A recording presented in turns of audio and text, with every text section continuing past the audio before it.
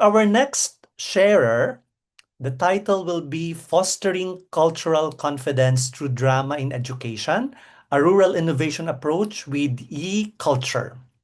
That will be given to us by Jiayi Huang and Yijin Wang. I'm sorry, I'm not able to pronounce it correctly.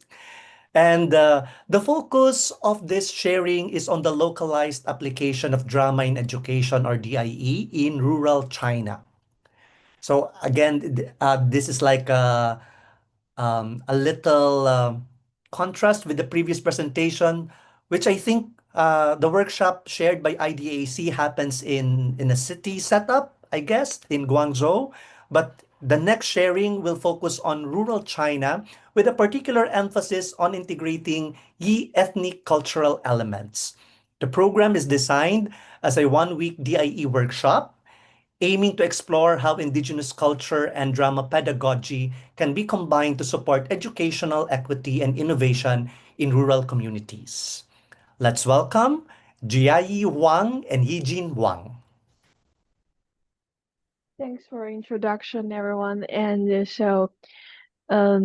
there, and I'm Yijin, and it's lovely to be here to share our topic about fostering cultural confidence through drama in education, a rural innovation approach with e-culture.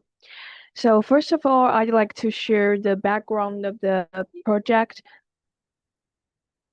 and the presentation will be mainly divided into two parts. The second part will be presented by my best partner, Jiayi. So first of all, I'd like to introduce the background about the presentation. So during the discussion and observation from the local rural teachers, we found that there are some challenges happen in Chinese rural area, such as like the lag behind children. And here's some of the data from the school that we practice in about the left behind children. And also because like the lack of the mental health course and the assistance of mental health teachers, the mental health problems will be more obvious than the urban area. And it makes our team to think about what we can use the drama in education to do something to help the students to know themselves better.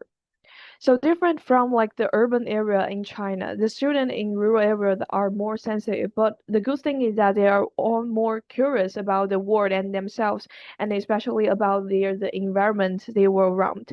And rather than copy the schemes from like the traditional education systems, we want to dig something like from their own. So about like the local cultures identifications. So that foster like the also can help us to like foster cultural confidence. The good thing is that the place that we will practice, which is located in Yunnan province, like in China, it's like a multinational area. So that there's a lot of like the diversity national culture mixed together. And during the presentation of the workshop design, and Jiayi collect the materials and the stories from like the schools like libraries, also connect with like the students, like the family members who familiar with the local culture, which highly support our content of the workshop. So the next section is about like the approach and the main concept about the workshop.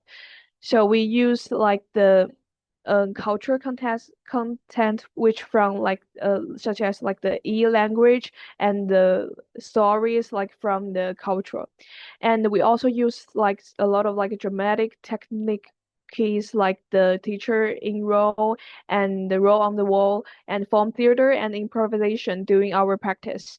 And we also have some like the disciplinary like integration during the time we combine with like the math, language, and history during the workshop that we have in the summer. And the rest of the part will be presented by Jiayi, which is my best colleague, to introduce some like details and how we acted like during this the exactly what we do. Okay, hello everyone. I'm Jiayi, and I'm a rural teacher from Dali. And beyond teaching subjects like English, music, and art, or even PE, I founded a drama club at my school. Since its establishment last September, our club has successfully created and performed three full productions. So today I am delighted to share our third practice project. This is a 5-day drama education summer camp held in 2025. So the hallmark of this project was its deep integration with local cultural elements, including folk cuisine, native dialects, intangible cultural heritage, and local legends. We guided our students to follow the footsteps of the story's protagonists, exploring emotions and inheriting cultures through theatrical creation. So our journey began with a local folktale, Luo and the Black Dragon Sword. So on the first day, we employed dramatic paradigms like still image, roll on the wall, or conscious alley to allow the children to experience the conflicts and dilemmas within the story firsthand.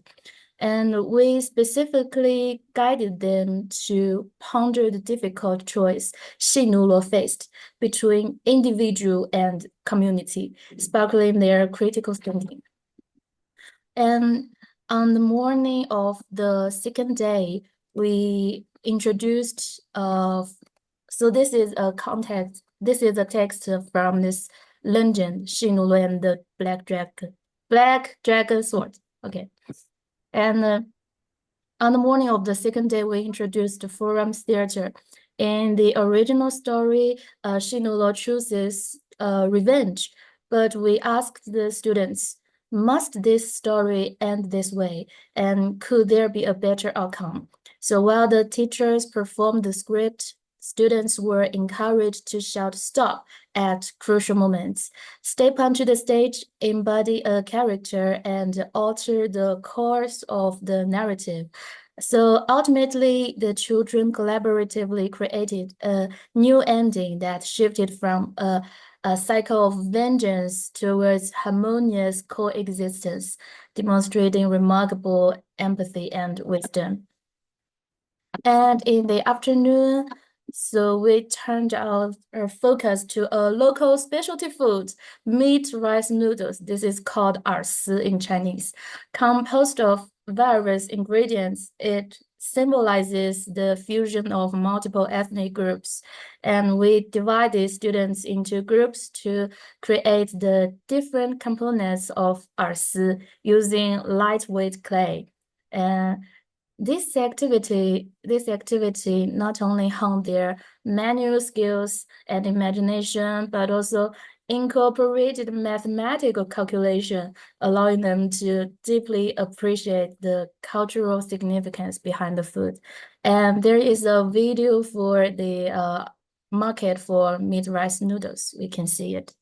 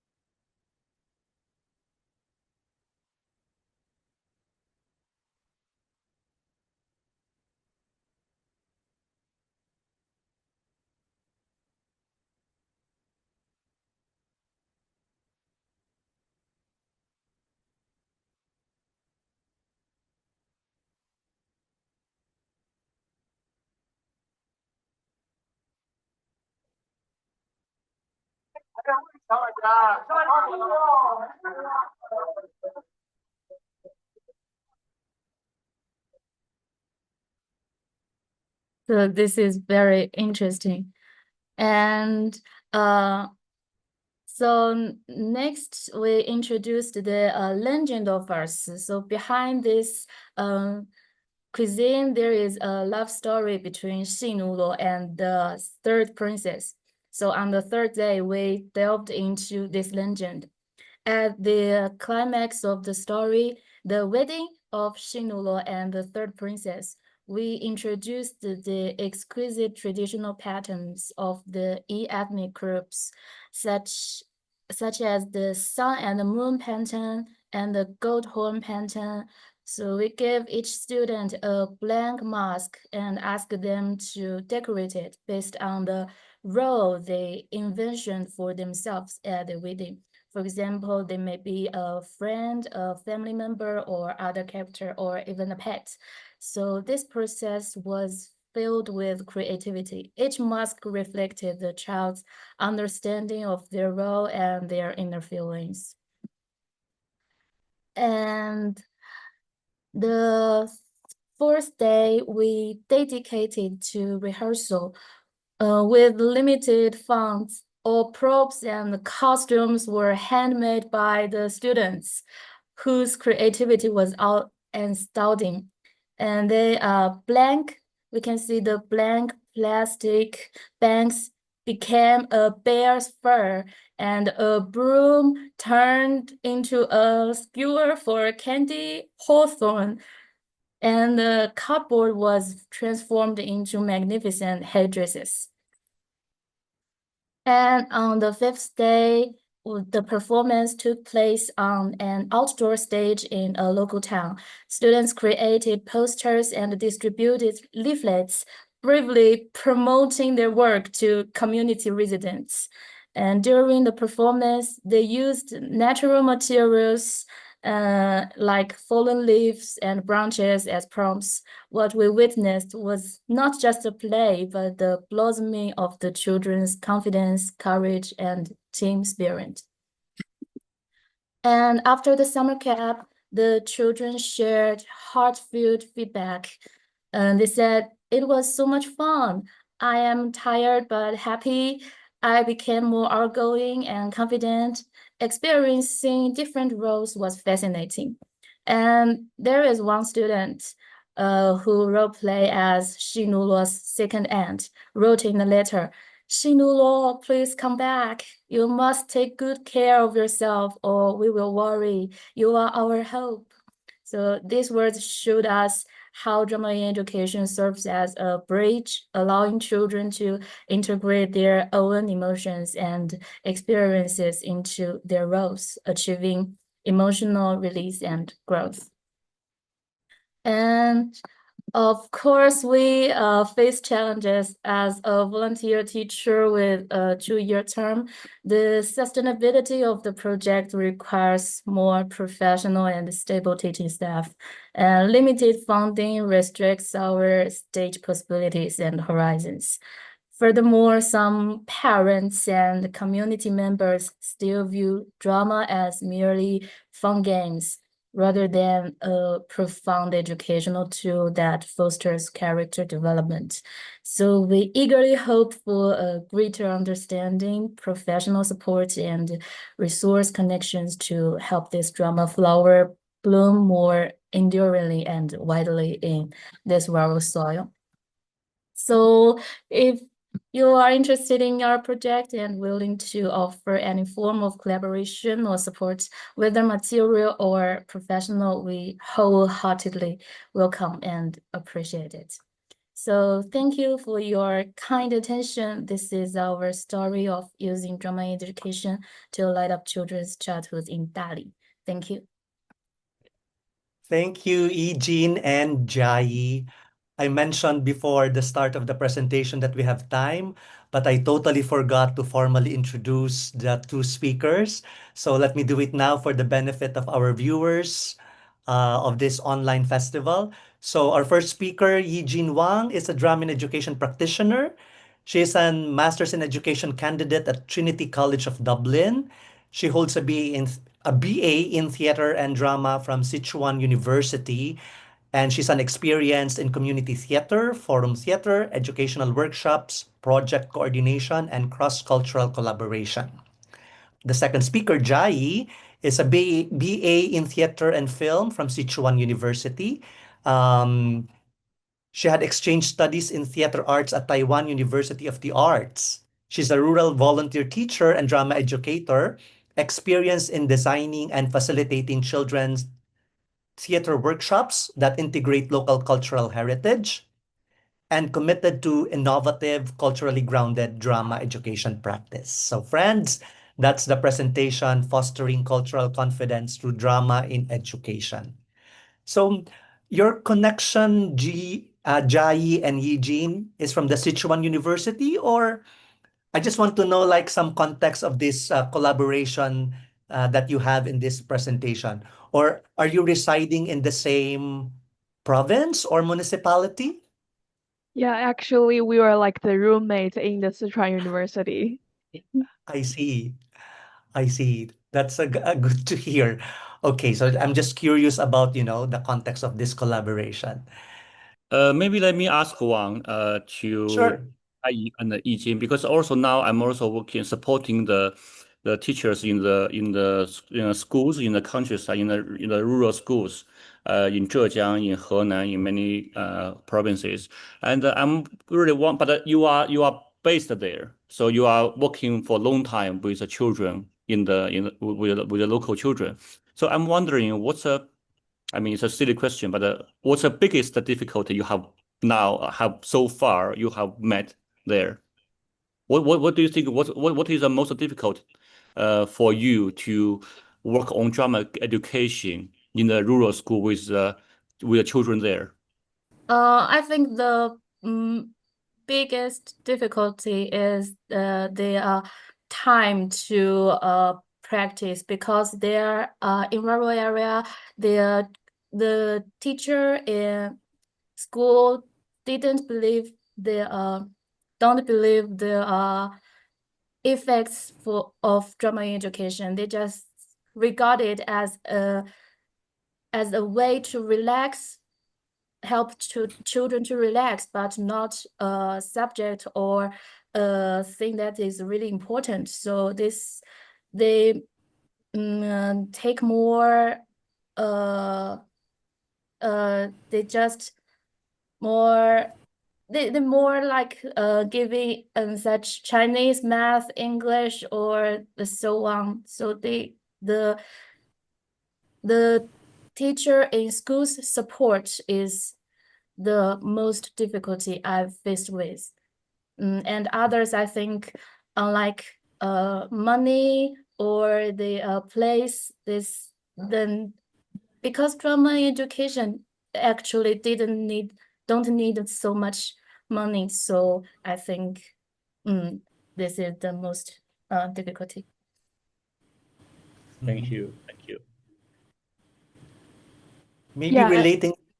Go oh, ahead, sorry Eugene. for interrupting. Yeah, and I also find that like the biggest challenge that I face is that like the localization of the drumming education, especially in the rural area. Because like the if you want to do something like take something from their own culture or something like that, it's also really hard. It needs like the well education, like the teacher, that they won't do things like this. But the lack of support, like the finance support and the support from the society or something like that. So it really needs like the teacher's passion to do the things like this.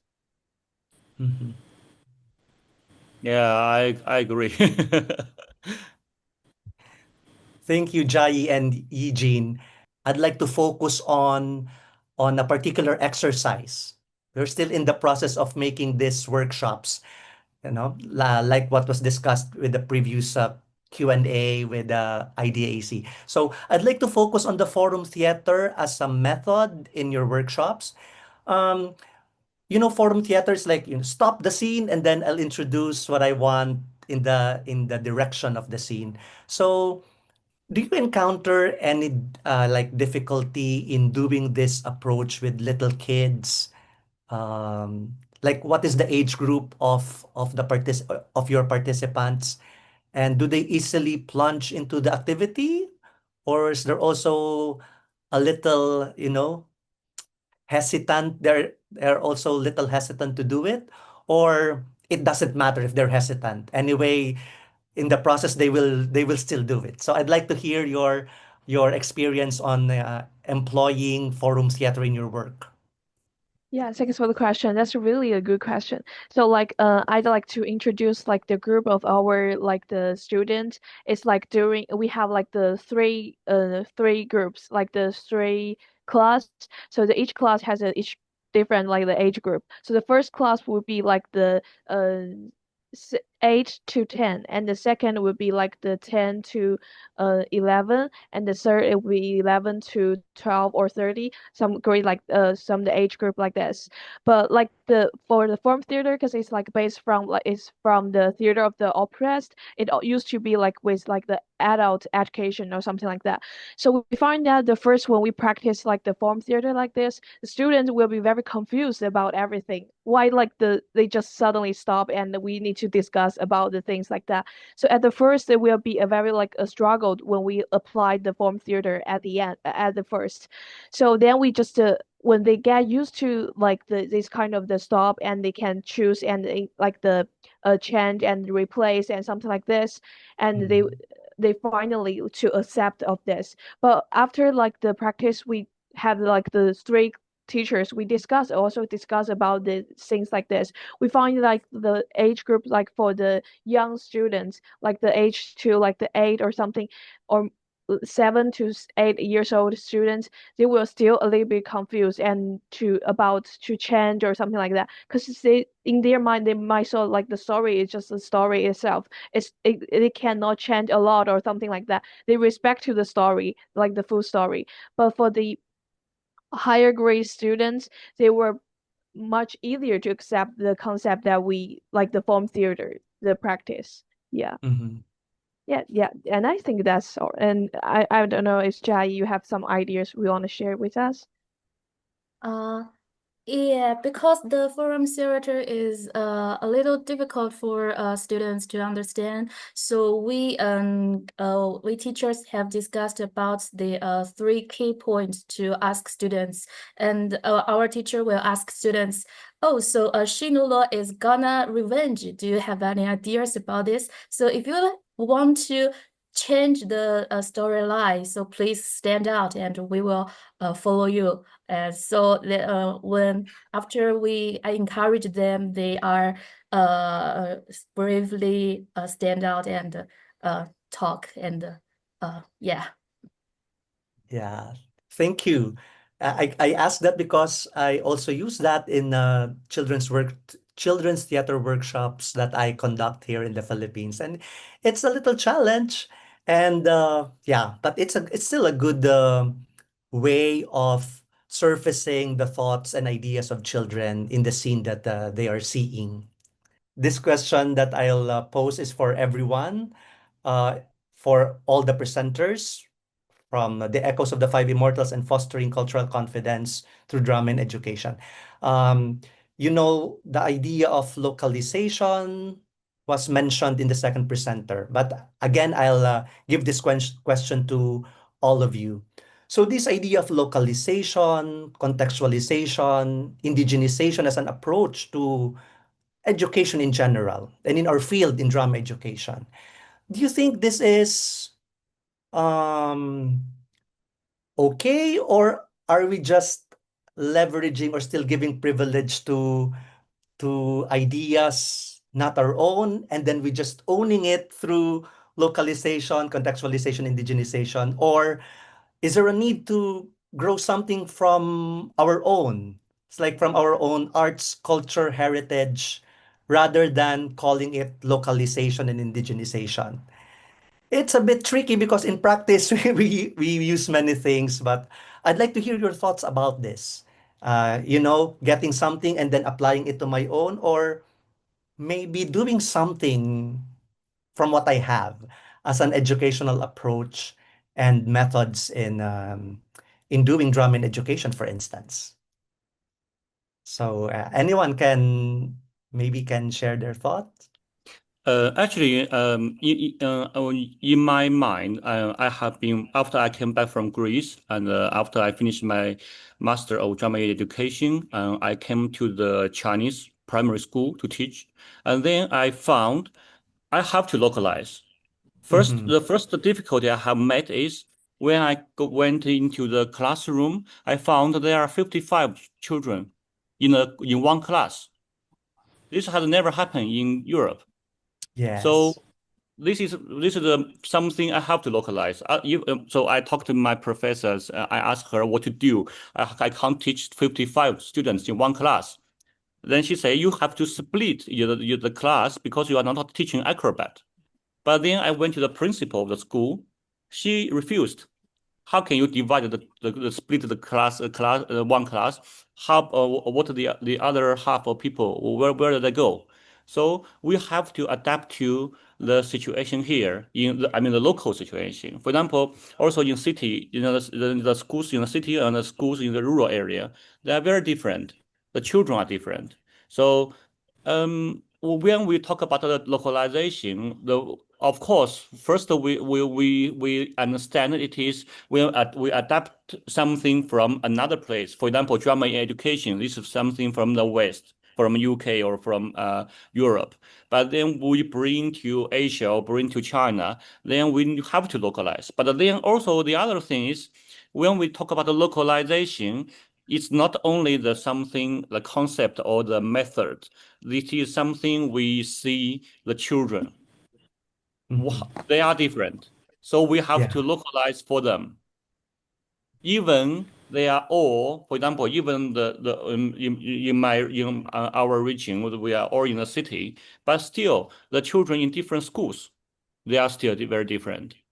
So when we talk about the localization, but now, for example, like Jiayi and Yijin, they are in Yunnan province. I'm in Sichuan province. So the children in these two areas are very different.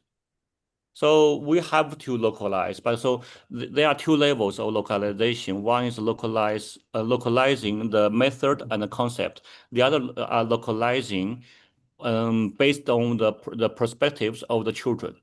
This is my personal understanding of the localization. Yeah. Thanks, Melvin. Thank you for your thoughts.